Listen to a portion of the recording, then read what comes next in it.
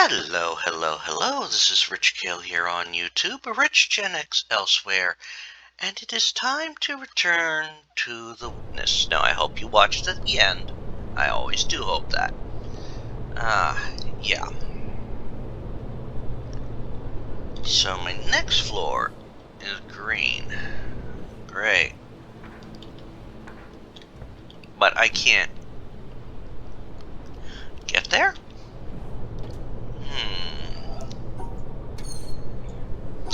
I wonder. Okay, that's where I am now. Okay.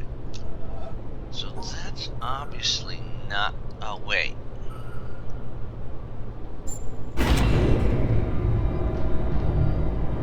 Where am I going? Did I hit this wrong?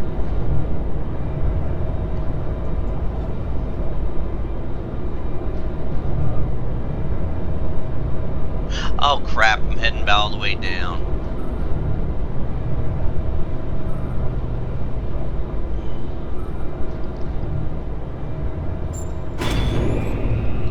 Okay, that's heading me back up.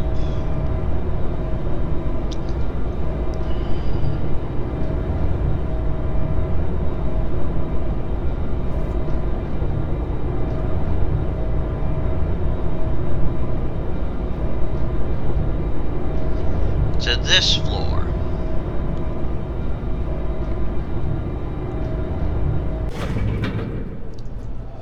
So now if I do this... No, I don't want to go back down. Jesus.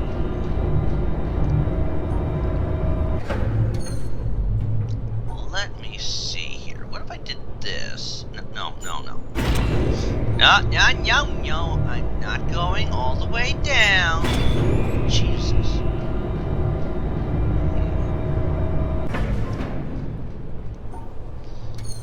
I wonder, what if I do this? Is this good? Oh, hello! I'm going up a floor.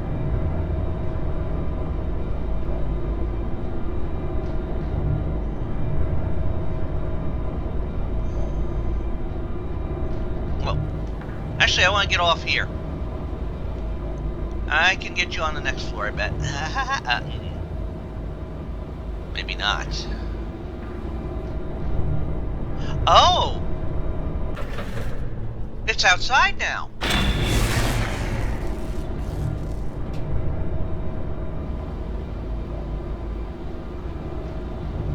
Okay.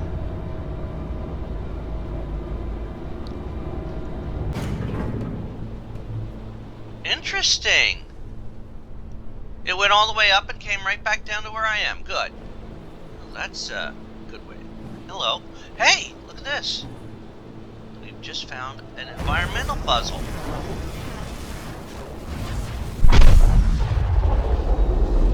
And off it goes, off in that direction. Interesting.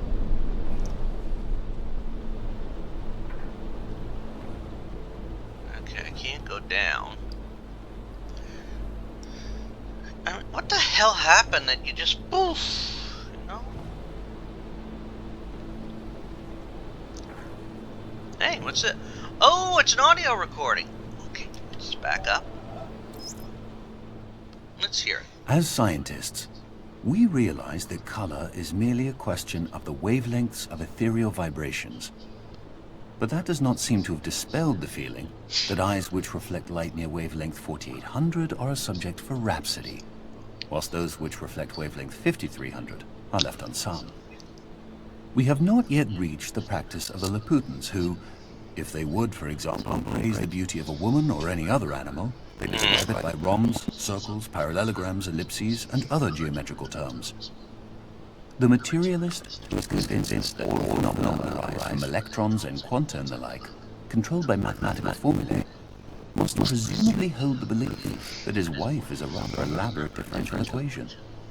But he is probably tactful enough not to obtrude this opinion in domestic life. If this kind of scientific dissection is felt to be inadequate and irrelevant in ordinary personal relationships, it is surely out of place in the most personal relationship of all, that of the human soul to a divine spirit. Operating in 1927. Very profound words. Alright. Now this was the pattern I put in.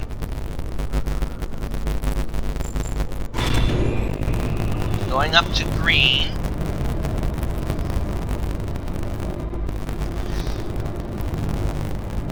Oh wow, look at that.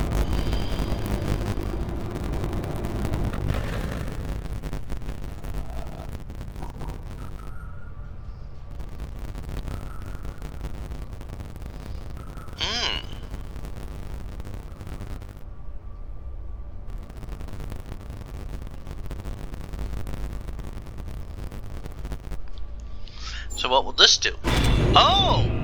Takes me even higher up. Wow.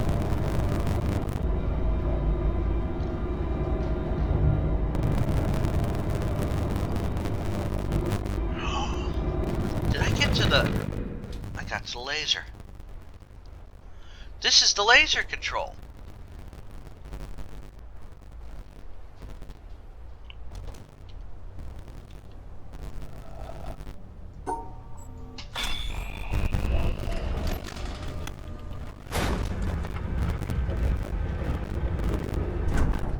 Yeah.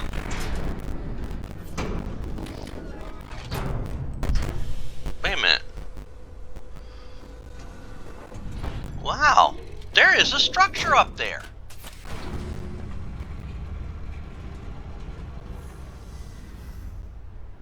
Well, I admit there was a structure up there, but...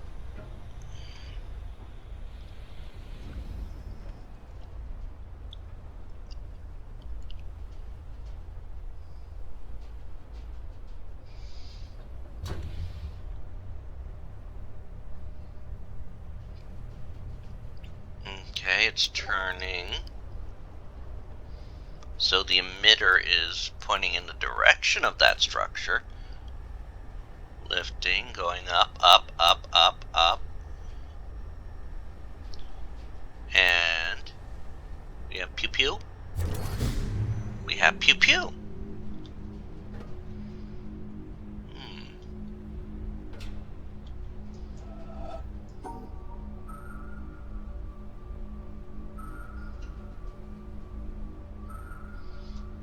Let's see, this would go back down there.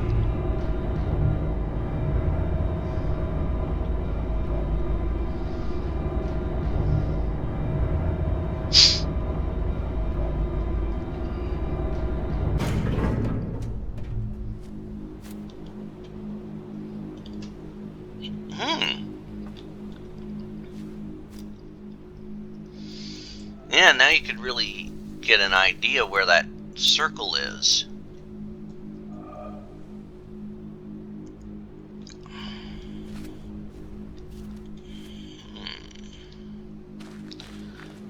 You know what? I'm a little curious. I think I'll go up.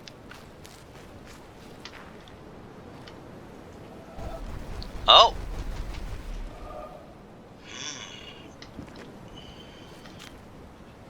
Hey, what's this?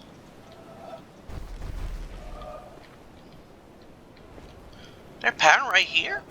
Oh, look at that. There's a pattern right there. Wonder where that went.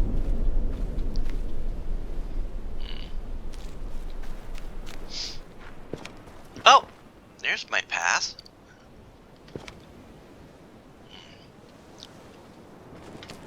Gonna go up here. So there is a path there. Let me go up here. I want to go up here. Oh wow! Look, I can see a tree house. See 1, 2, 3, 4.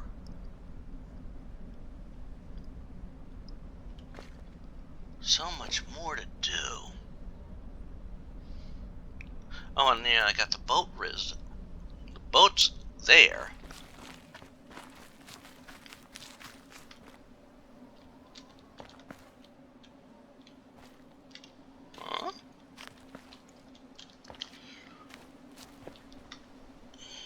Huh?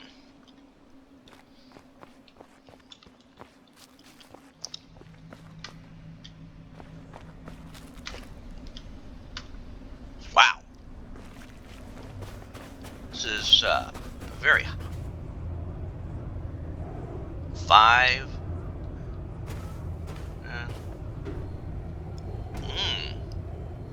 Well, whatever this guy's holding, I can't use it yet. I'd need at least 2 more lasers to be active.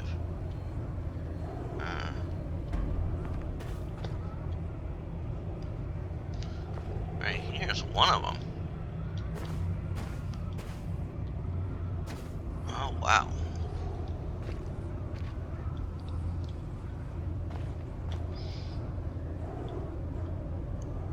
I have no doubt that there's some exploring to do up here. Hmm?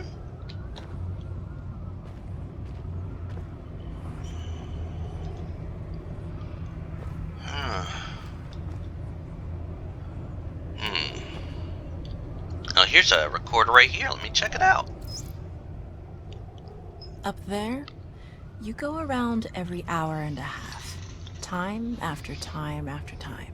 Mm-hmm. You wake up usually in the mornings, and just the way that the track of your orbits go, you wake up over the Mideast, over North Africa.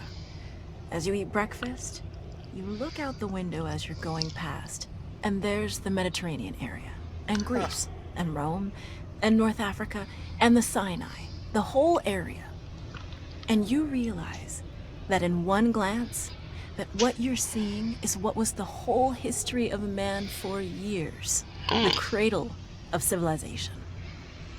And you go around down across North Africa and out over the Indian Ocean, and look up at that great subcontinent of India, pointed down toward you as you go past it, and Ceylon off to the side, Burma, Southeast Asia, out over the Philippines, and up across that monstrous Pacific Ocean.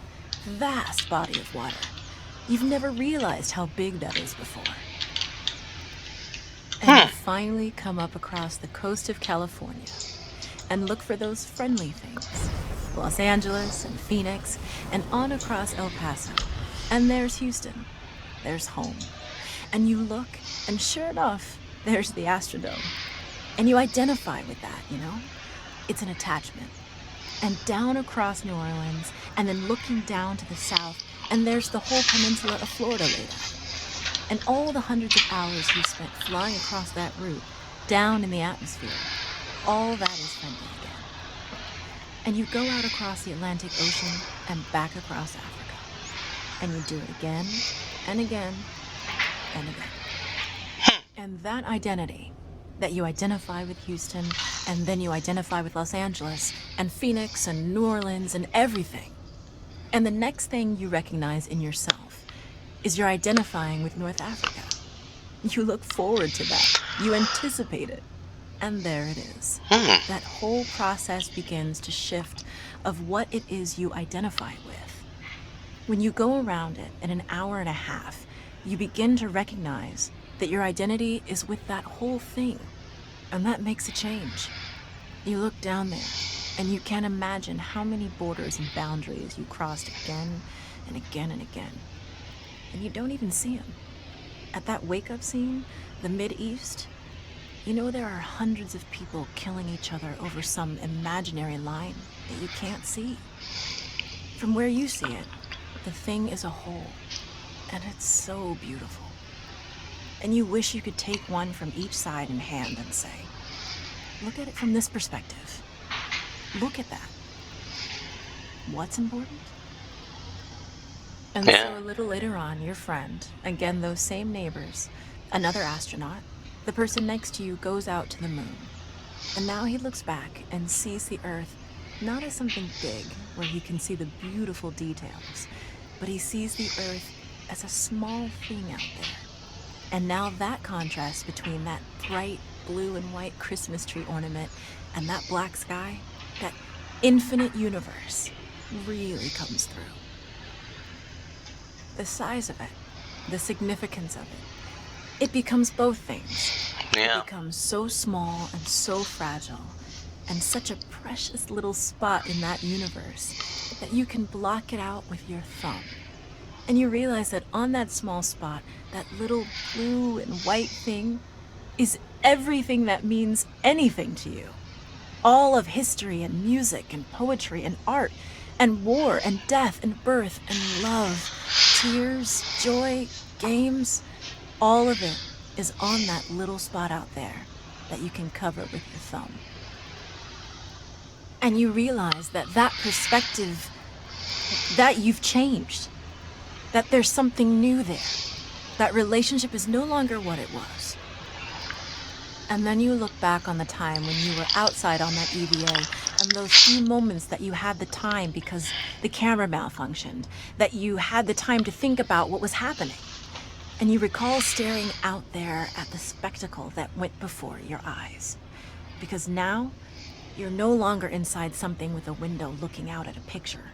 But now you're out there, and what you've got around your head is a goldfish bowl, and there are no limits here. There are no frames. There are no boundaries. You're really out there, over it, floating, going 25,000 miles per hour, ripping through space, a vacuum, and there's not a sound. There's a silence, the depth of which you've never experienced before. And that silence contrasts so markedly with the scenery and the speed with which you know you're going. That contrast, the mix of those two things, really comes through. And you think about what you're experiencing and why. Do you deserve this? This fantastic experience? Have you earned this in some way? Are you separated out to be touched by God to have some special experience here that other men cannot have? You know the answer to that is no. There's nothing that you've done that deserves that earned that. It's not a special thing for you. You know very well at that moment, and it comes through to you so powerfully, that you're the sensing element for man.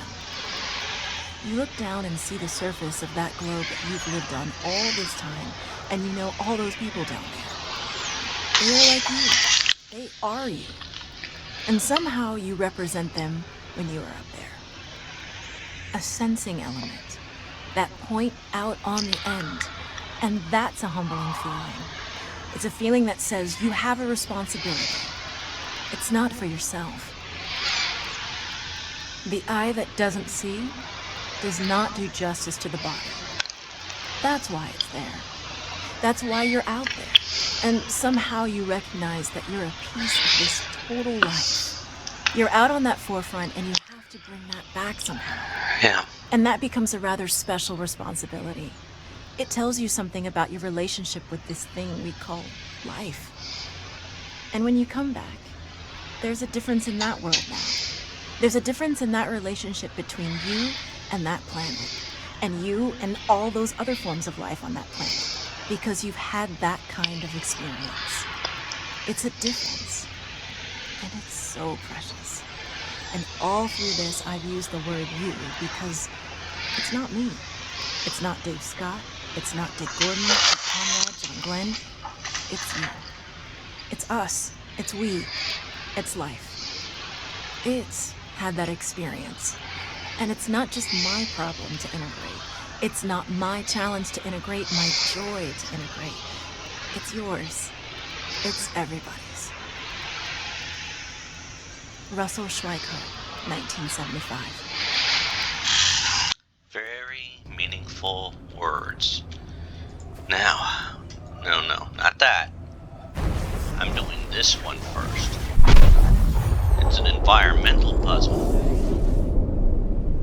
Oh, so it went down there. Now, why is this part here?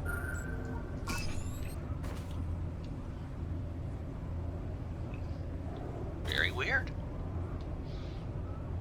What did that do for me? I have no idea. However, that's our next destination. Now we're going to get to the proper point to access it. Oh, a hiker or a mountain climber. I wonder every time I look at the people, they're all in stone. Why?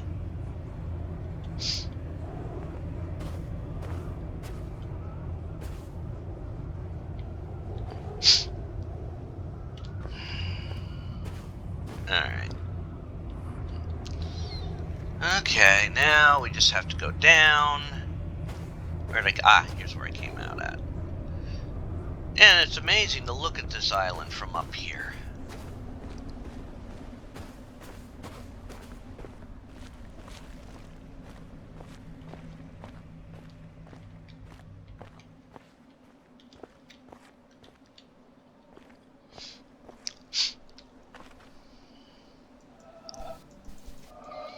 Well, yeah, I already did that one, didn't I? Hey!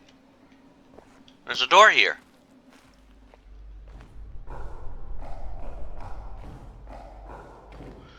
Oh.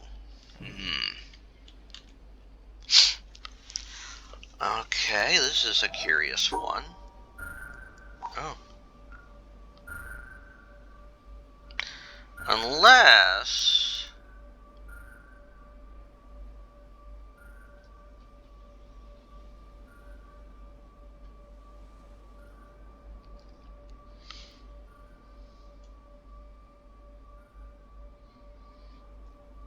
No.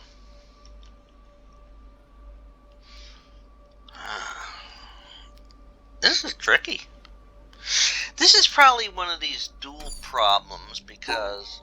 Yeah, because I'm only getting a blue light, so... To me that says... yellow. So... I would have to come over here. About 4. Up 1. Up 2. And then back.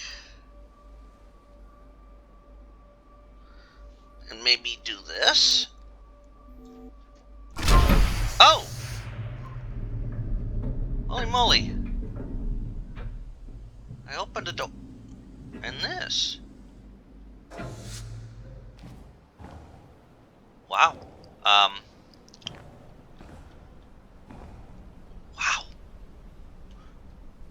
Well, where am I here? I'm probably somewhere. I don't know where. Oh, the bunker's over there. What's in here? Oh. Oh. It's another one of these, drawing things.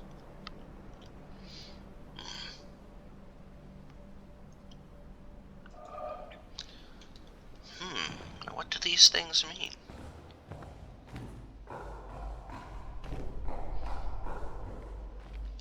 I'm sure they mean something. Okay. Well, we got a little sidetrack there, but it was a beautiful sidetrack. Okay, that's the swamp. And actually, I want to go down there now.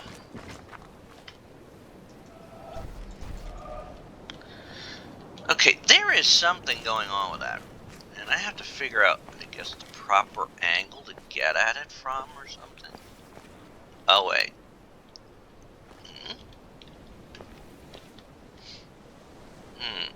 No. Oh, there's that thing. Whoa. That's part of something. But what? That's part of something.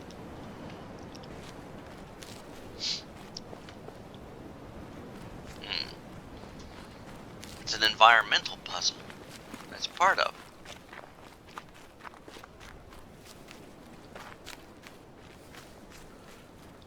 I wonder. How do I get there again? Ah, here we are.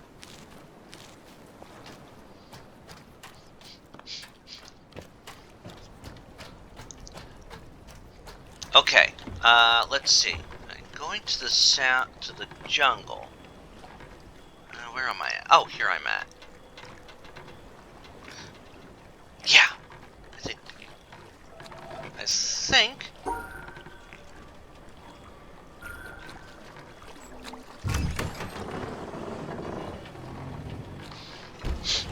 take a little cruise. Wow.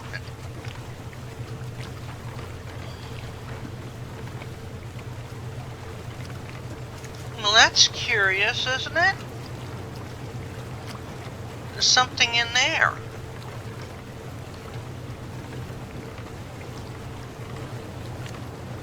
Well, that's something to check out.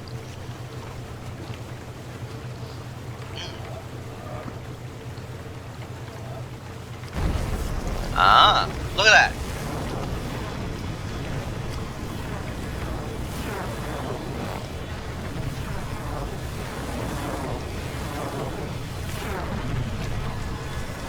Wow. Wait a minute. That lines up. Oh, look at that. Curiouser and curiouser. Whatever travels this yellow. Whoa, look at that. It's gonna go down here.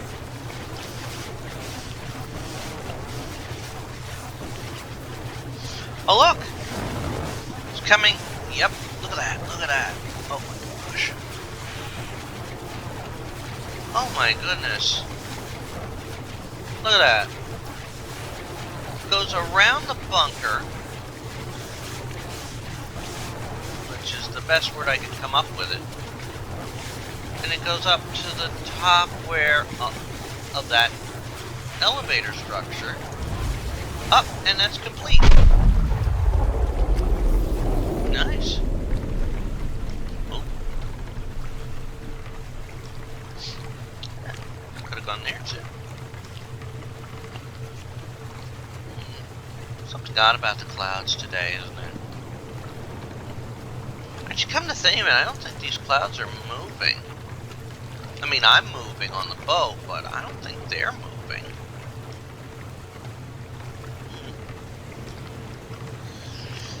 Maybe that's a puzzle of some sort.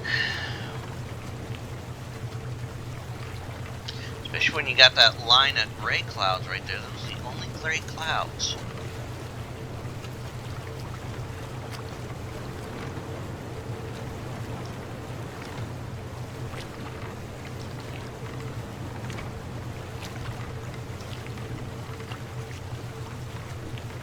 And that laser, that shoots straight out into the horizon.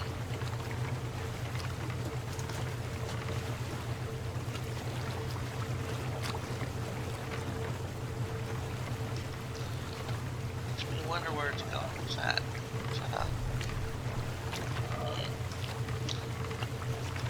Maybe I can only hit go in the right direction.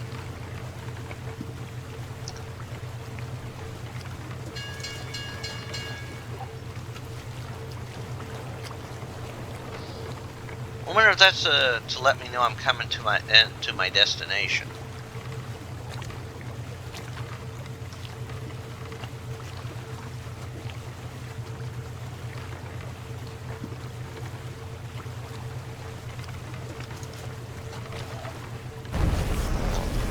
Oh, I could have hit something here, or can I still do it? Can I still do it?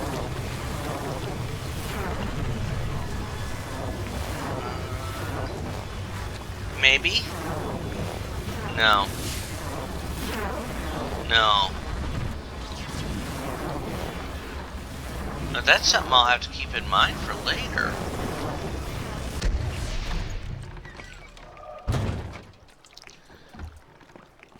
And here I am.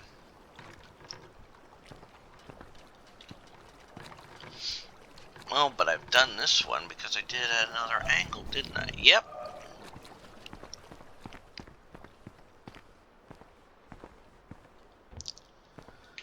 We head this way and puzzle there.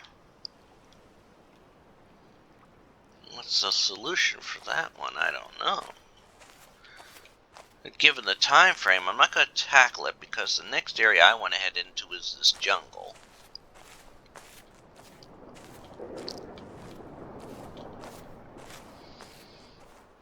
Hey. Wait a minute.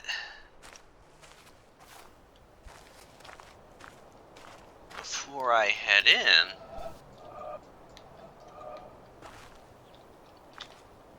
is that? It looks almost. Oh, look at that. Well, you know.